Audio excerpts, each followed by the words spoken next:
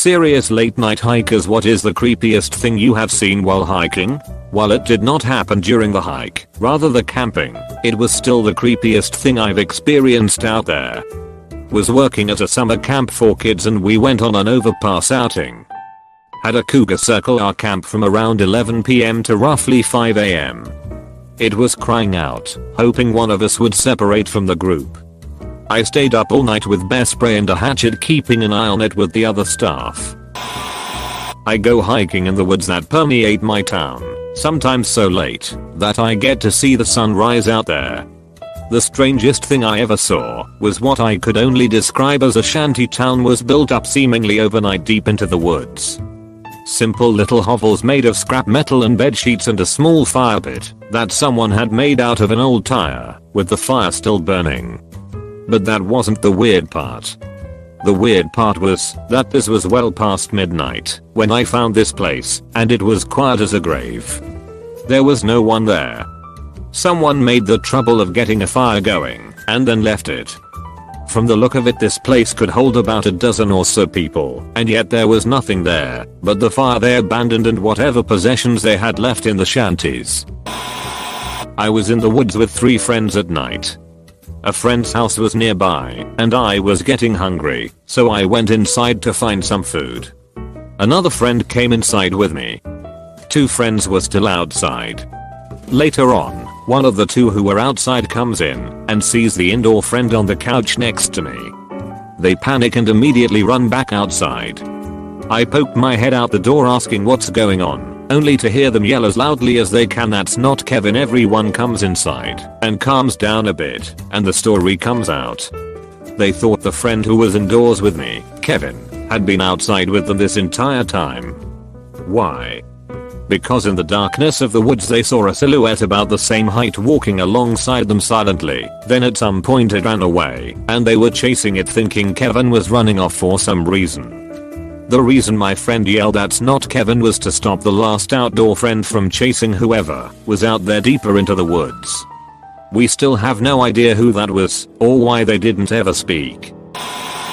It was in the summer around dusk, and I was camping at a remote campground with my dad. There was a lake right next to the grounds, and my dad and I would trail blase through the forest right next to the lake, because if you went far enough there was a really pretty waterfall. A few strange things happened on this hike. We found a slash pile that had a little kid's shoe on top. When we came to a small clearing, my dad had to take a leak to he faced one side of the clearing and I faced the other, and we both clearly heard a child say, "I'm over here." My dad thought it was me, and when he realized it wasn't, we spent half an hour looking for someone, but we found nobody. After that, we gave up on going to the waterfall and started to make our way back to camp, but there were clear sounds of something following us, twigs snapping, bushes shaking. We haven't been camping there since. Usually, it's what I hear. Large, fallen branches snapping just out of sight of my headlamp. Or waking up an hour later and hearing steps and leaves rustling, but too exhausted and fearful to inspect or want to know. Probably nothing important anyway. One time I returned to my car after a late night hike with friends and myself was covered in foot/hand/paw prints. They were just so large and even dragged a little in the dust. It was on/near a large military base in the mountains. I think some local enlisted may have made them to scare us. But it was just so well done. Pretty scary for all of us, because it's what you'd imagine the Blair Witch would do. No animal did it. To cubs and no mother. In other words, I had probably come between them. It was around midnight in a clearing for picnics in a large park that lots of people hike through. Pitch black, no one around. I was with my boyfriend at the time. We got pretty frisky at one of the picnic tables, and I'm facing a river which is sort of illuminated from the moonlight. He's facing the solid black tree line. We are trying to have a good time, and he becomes completely still, and in a low voice, says there's a man coming towards us. I turn my head, see only a white t-shirt approaching us at a brisk walking pace from the trees, and that's all I needed to see. I ran, knowing my BF would catch up. He did. I was never down for midnight forest stuff again. AskReddit, the man in the white shirt probably got within 25 feet of us by the time I had my shit together enough to bolt.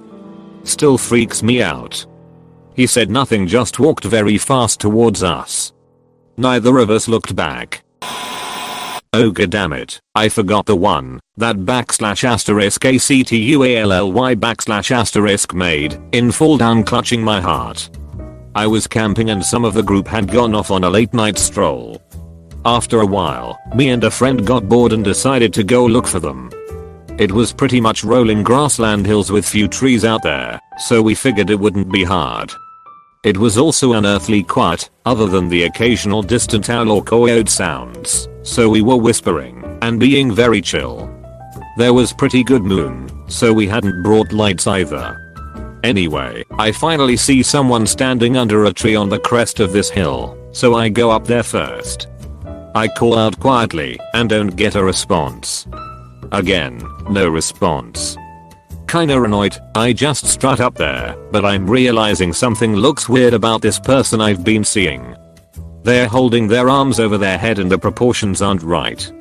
But I think that was all kinda subconscious, because I didn't do anything different until I got close enough to see that it wasn't a person at all, but a fucking coyote that someone had flayed and strung up to the tree by the limbs like some kind of totem. I literally fell backwards in shock. Turns out the woman who owned the property was no fan of coyotes coming after her livestock. She also woke us all up in the middle of the night once with sustained R-15 fire.